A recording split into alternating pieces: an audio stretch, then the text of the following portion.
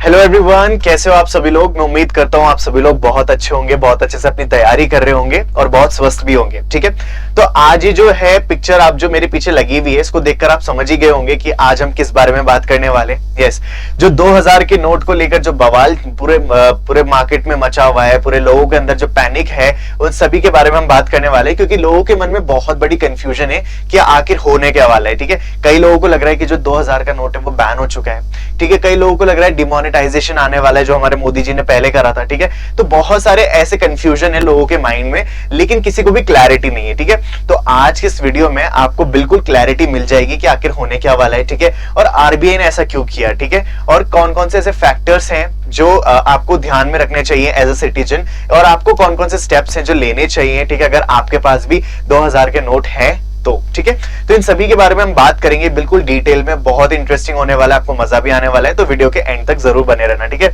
अब देखो, मैं अगली स्लाइड पे चलने से पहले आपको एक बात बताना चाहता हूं, और वो ये कि देखो ये सारी चीजें करने कौन वाले है। मतलब 2000 का नोट आया, ठीक है, अब वापस से विड्रॉ भी हो जाएगा, तो करने कौन वाला है। ठीक है, कर कौन रहा है, तो ऑब्वियस आंसर है वो है हमारा आरबीआई। ठीक है, क्योंकि नोट छापने की मशीन तो आरबीआई के पास है। ऑलराइट, अगर नोट छापने वाली मशीन आरबीआई के पास है तो अब आरबीआई तो डिसीजन लेगा। राइट, तो अगर हमें सुननी भी चाहिए तो आरबीआई की सुननी चाहिए। अगर हमसे कोई भी रैंडम पर्सन आके कुछ भी बोल के जाता है कि 2000 का नोट ऐसे हो गया, वैसे हो गया, अब ये होने वाला है, तो हम क्यों उनकी बात पे ध्यान दे रहे हैं। राइट, तो हमें वही सुनना चाहिए, वही समझना चाहिए जो आरबीआई कह रहा है, क्योंकि अभी तो फिलहाल आरबीआई है जो नोट छाप रहा है। ठीक है, अब आते हैं देखो अगली स्लाइड पे, तो चलो सुनते हैं कि आरबीआई आखिर इस पूरे मैटर पे क्या बोलता है और क्या करना चाहता है। ठीक है, तो ये आरबीआई का पूरा सर्कुलर है। ठीक है, आई होप आपको दिख रहा होगा, और अगर नहीं दिख रहा होगा तो कोई बात नहीं, मैं आपको पढ़कर बताऊंगा और मैं डिस्क्रिप्शन में इसका लिंक भी दे दूंगा सो दैट आप भी इसको रीड कर पाओ। ठीक है, तो ये आरबीआई का ऑफिशियल सर्कुलर है जो आरबीआई ने इसको जारी किया था। ठीक है,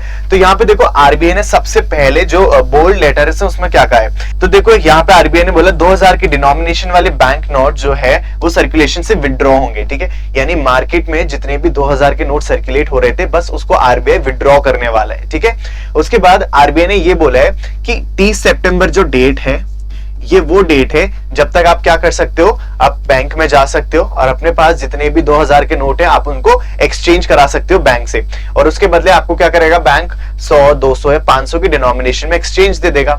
इसके अलावा आरबीआई ने यह भी बोला है कि जब भी आप एक्सचेंज कराने जा रहे हो किसी भी बैंक में, तो ऐसा बिल्कुल जरूरी नहीं है कि आपको उसी बैंक में जाना है जिसमें कि आपका अकाउंट है। ठीक है, आप किसी भी बैंक में जा सकते हो, चाहे उसमें आपका अकाउंट हो या ना हो, चाहे वो आपके घर के पास में हो, आप जा सकते हो और वहां पे आप एक्सचेंज करा सकते हो। ठीक है, अब इसके बाद देखो, ये तो बात हो गई कि डेट की, है ना। अब उसके बाद इन्होंने कहा है आरबीआई ने कि इसके बाद, इस डेट के बाद, मतलब ये क्वेश्चन तो आ रहा है ना कि भाई 30 सितंबर की डेट दे दी कि यहां तक आप क्या करा सकते हो, एक्सचेंज करा सकते हो, तो इसका मतलब ये कि 30 सितंबर के बाद जो है ये बहुत ज्यादा लीगल नहीं रहेगा या फिर इसको यूज नहीं किया जा सकता, बिल्कुल मनी की वैल्यू खत्म हो जाएगी। नहीं, ऐसा नहीं है।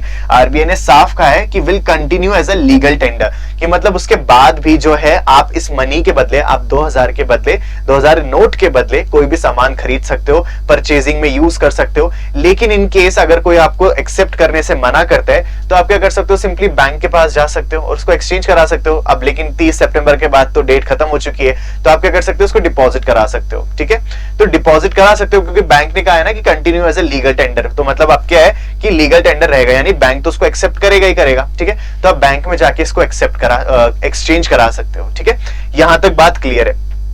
अब देखो सबसे बड़ा जो चीज है वो यहाँ पे ये है कि आरबीआई कहता है कि जो 2000 के बैंक नोट है ना, वो हमने 2018 में ही प्रिंट करना बंद कर दिए थे।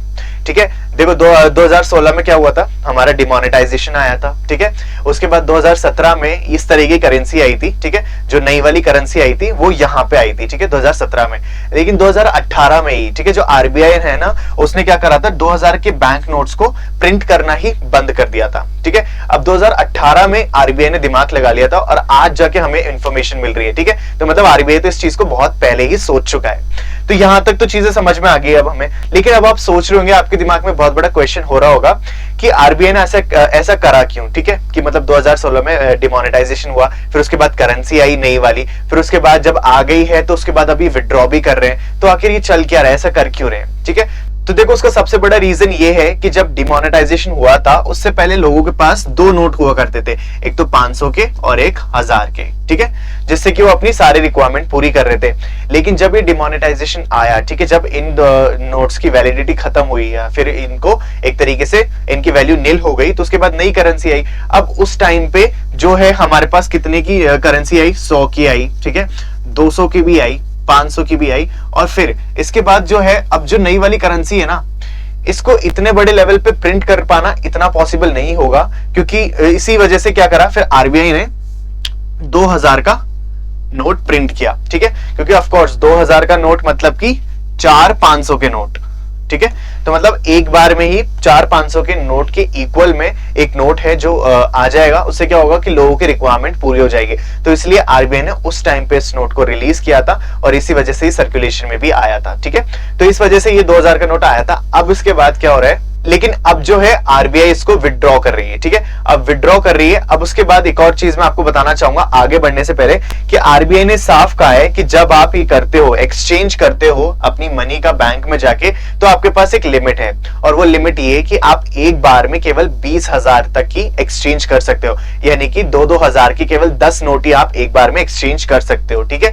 अब ऐसा क्यों किया होगा, तो देखो ऑब्वियस सी बात है कि बहुत सारे लोग हैं ना जो चाहेंगे कि अब जो उनके 2000 नोट एक्सचेंज हो बैंक में जाके, तो बैंक के पास भी तो लिमिटेड पैसा होगा ना, बैंक के पास भी लिमिटेड है, तो इसलिए कैप मतलब एक वो लगा दिए लिमिट कि ताकि सभी लोग करा पाए अपना थोड़ा थोड़ा पैसा एक्सचेंज, ठीक है। तो 20,000 वो एक लिमिट है जो हर किसी पे बाउंड होगी, और एक बार में आप 20,000 तक के ही जो है 2000 वाले नोट को, यानी 10 नोट ही केवल आप एक्सचेंज करा सकते हो बैंक से एट अ टाइम, ठीक है।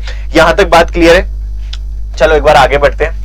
अब इसके बाद देखो, इसके बाद क्या कहा है, यहां तक तो देखो सारी बातें आपको क्लियर हो ही गई होंगी, ठीक है। अब इसके बाद एक और चीज है जो आरबीआई ने लॉन्च करी थी, या फिर आरबीआई ने मतलब इश्यू करा था एक नोटिफिकेशन या सर्कुलर कह लो, जो कि इस वाले सर्कुलर से भी पहले आया था, और वो था मास्टर डायरेक्शन डेट अप्रैल 3 और 2023, ठीक है। 3 अप्रैल 2023 में ही आरबीआई ने ये वाला भी नोटिस निकाल दिया था। तो ठीक है, एक बार इसको देखते हैं कि इसमें क्या बताया था आरबीआई ने। तो देखो यहाँ पे ये है master direction on counterfeit notes, ठीक है। अब देखो क्या है, जब आप अपने नोट्स लेके जाओगे बैंक में एक्सचेंज कराने के लिए, तो बैंक के पास एक मशीन होगी, एक सॉर्टिंग मशीन होगी। उस मशीन से बैंक चेक करेगा कि आपके पास जो नोट्स हैं वो एक्यूरेट हैं, वो उनकी ऑथेंटिसिटी चेक करेगा कि क्या वो असली है या नहीं है, ठीक है। अगर वो असली है तो वेल एंड गुड, और अगर वो असली नहीं है, ठीक है, तो क्या करेगा बैंक उनको काउंटरफीट कर लेगा, ठीक है, उन पे स्टैंप लगाएगा, अगर वो फेक निकले तो, ठीक है, उन पे स्टैंप लगाएगा और उनको क्या करेगा, अपने पास रख लेगा। और उसके बदले आपको क्या मिलेगा, उसके बदले आपको कुछ भी नहीं मिलेगा, not even a single rupee, ठीक है। इन केस जब वो नोट जो है वो फेक होता है या फिर नकली निकलता है तो, ठीक है, ये होगा। इसके बाद और क्या बताया, इसके बाद ये बताया गया कि अगर 4 पीसेस ऐसे निकलते हैं जो फेक होते हैं, मतलब अगर आप नोट एक्सचेंज कराने गए और आपने जितने भी नोट एक्सचेंज कराए उसमें 1 या 2 ही ऐसे नोट थे जो शायद फेक थे, तो आरबीआई क्या करेगा, उनको सिंपली काउंटरफीट कर लेगा, अपने पास रख लेगा और उसके बदले आपको कुछ नहीं देगा, ठीक है। लेकिन अगर इन केस 4 पीस या फिर 4 नोट ऐसे होते हैं जो कि क्या होते हैं, फेक निकलते हैं, तो फिर आरबीआई क्या करेगा, नोडल ऑफिसर को, नोडल जो ऑफिसर होते हैं आरबीआई के, वो क्या करेंगे, इस चीज को इन्फॉर्म करेंगे पुलिस को, ठीक है। इसमें आपको घबराने की जरूरत नहीं है, मतलब इस इश्यू को बताएंगे कि हाँ इस तरीके की फेक करेंसी भी है, ठीक है, क्योंकि आरबीआई ऑलरेडी जानता है इस चीज को कि ठीक है फेक करेंसी सर्कुलेट होती है, तो बस उसको क्या करना होगा, उसको नोडल ऑफिसर को, कि वो पुलिस कस्टडी में इस चीज की इंफॉर्मेशन देगा, और इस पे आपका कोई इफेक्ट नहीं पड़ेगा इस चीज की वजह से, ठीक है। आपको सिंपली कुछ नहीं मिलेगा उस मनी के बदले जो फेक है, ठीक है। लेकिन इन केस अगर आपके पास जो आप नोट एक्सचेंज कराते हो, अगर उसमें 5 ऐसे नोट होते हैं जो फेक निकलते हैं फिर नकली निकलते हैं, तो फिर आरबीआई क्या करेगा, आरबीआई का जो नोडल ऑफिसर है वो इस बार क्या करेगा, जो पुलिस है उसको बताएगा और एफआईआर भी दर्ज होगी, ठीक है। अब उसके बाद क्या हो सकता है, बस आपसे पूछताछ होगी कि कहां से आए, ठीक है, किसने आपको दिए, इस तरीके से आपसे पूछताछ हो सकती है। लेकिन उसका भी पर्पस आपको परेशान करना बिल्कुल भी नहीं है, इस चीज को बिल्कुल भी गलत मत समझना, क्योंकि आरबीआई जो है बिल्कुल एकदम पूरे बहुत बड़ा रैकेट है, ठीक है, मार्केट में, तो उसको कहीं ना कहीं क्लूज को पहचानने के लिए ये आरबीआई आपसे पूछ सकता है, ठीक है, या फिर आरबीआई नहीं पूछेगा तो मतलब पूछा जा सकता है ना। तो ये चीज भी जो है इस नोटिफिकेशन में बताई गई है कि इन केस जो है अगर फेक नोट्स निकलते हैं जब आप बैंक के पास लेकर जाते हो तो ये वाली चीज होगी।